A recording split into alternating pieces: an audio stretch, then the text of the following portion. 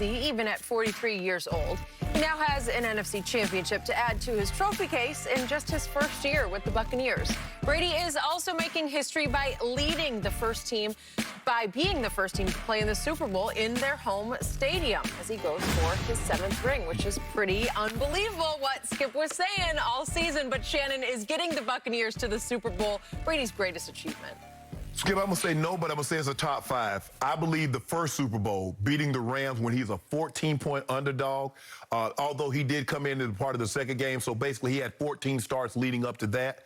I'm going to say 2004, Skip. He went on the road and beat a 15-1 Steelers team. The 28-3 comeback. In the Super Bowl, do I need you to say anything?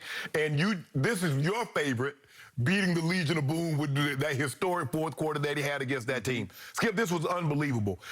The reason why I don't give this as much credit, Skip, is because I believe the offensive team that he's playing with currently is his most talented team that he's had in his 21-year career. If you look at it, skill position from top to bottom.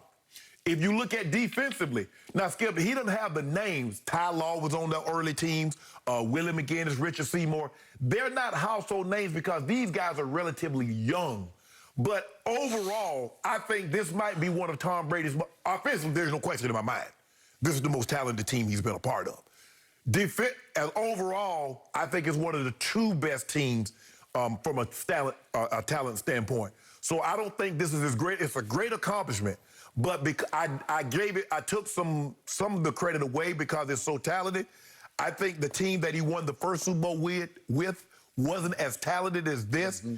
And to beat Kurt Warner and them, Skip, after, they had Marshall Faulk, who was Offensive Player of the Year. Kurt Warner was a 2-time MVP. Mm-hmm. All those Hall of Famers.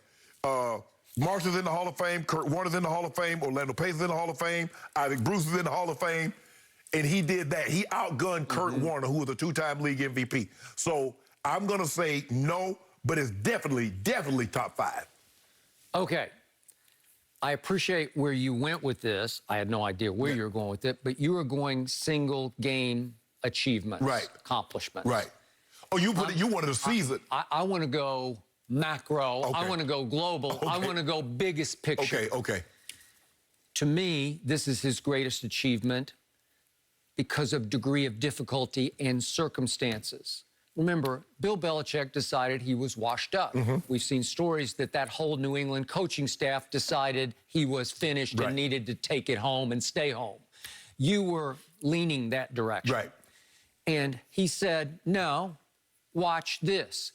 And shocked the NFL world by choosing the Succaneers, a franchise not known for winning. Tom says, I'm not washed up. The talent you got around me is washed up. That is correct. So he said, I'm going to choose the Succaneers, who have the worst winning percentage as a franchise in sports history. I'm going to choose a team that went 7-9 last year, but a very talented team because the 2 wideouts both made the Pro Bowl, and one of them, Chris Godwin, was ranked by Pro Football Focus just a year ago, #1 in the NFL. Oh, I can work with that because I think I can talk my guy Gronk to come in with me, and eventually, if he becomes eligible again, I think I can talk my guy AB to coming down to Tampa with me. And bingo, bingo. Right. And he knew the defense was good because Todd Bowles is really, listen, Todd Bowles is right up there, top 3 coordinators. Hey, he's really good at what he does. I'd love to see him get another head coaching job. But I know for a fact he's top, I'll say, 5 coordinators. I want him to get a good job, Skip. I want him to get a job, but I want him to get a good quarterback. Okay, fair enough.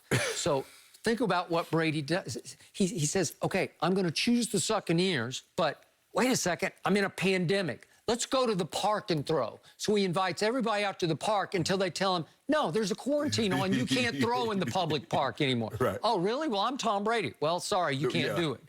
And he has virtual OTAs. He has little to no preseason because they don't play a single preseason game, and they get thrown into the fire at New Orleans, their arch rival within the division in game 1, and they get the snot beat out. Right.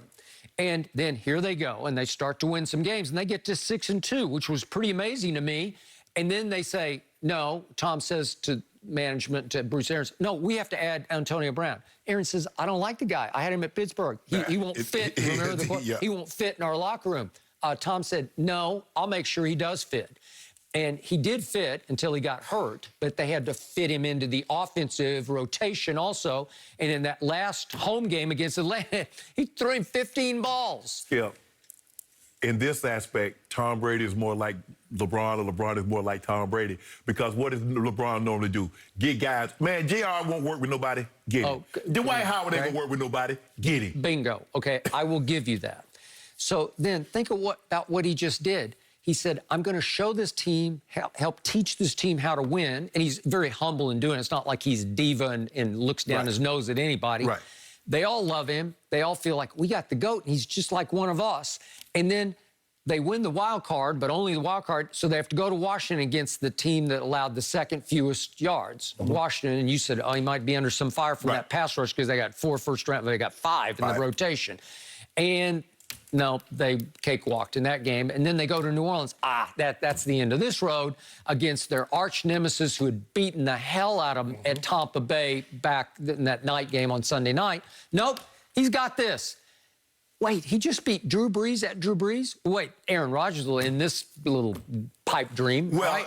Here's the thing, Skip. Now, if you ask me this after the Super Bowl, they win the Super Bowl, then I'm going to tell you yes. Because I'm going to say, hold on, look at what he did. Because I thought Drew Brees had the greatest Super Bowl run.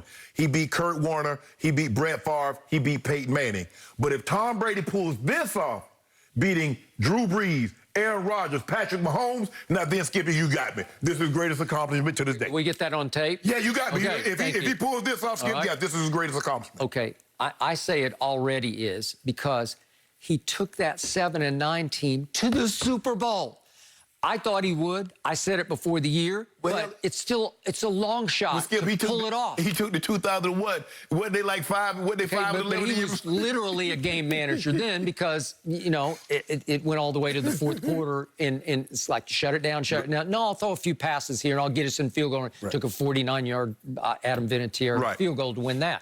I'm not saying that it was all about Tom Brady because that defense was extraordinary that day in that Super Bowl. They were unbelievable. Just unbelievable. That was Belichick's coup de grace. That was it. That was, and it started off, what did Tyler do? Get a pick 6. Changed the whole complexion. Changed the whole complexion of the game. But to get this team to a home Super Bowl, and I told you from day one, trust me, this guy's looking at no one's ever gone to a home Super Bowl because he can build the GOAT legacy even higher. He just pulled it off. They're going to play at home in a Super Bowl with a team that was 7-9 last year. Do I think Brady's going to get credit for this? I do not. But I do sense this. I think a lot of Brady haters, after yesterday, last night, I think a lot of Brady haters sat back and said, you know what? I've never liked the guy, and I never will, but I got to give him this. Oh, you got to give him that's pretty good. Because, Skip, and I was telling somebody, and they were like, they don't, man, I can't stand. I said, guys, you don't understand how hard it is to get to the Super Bowl. Whew. I played 14 years, Skip, and I was very fortunate. I went to 3 and won them all.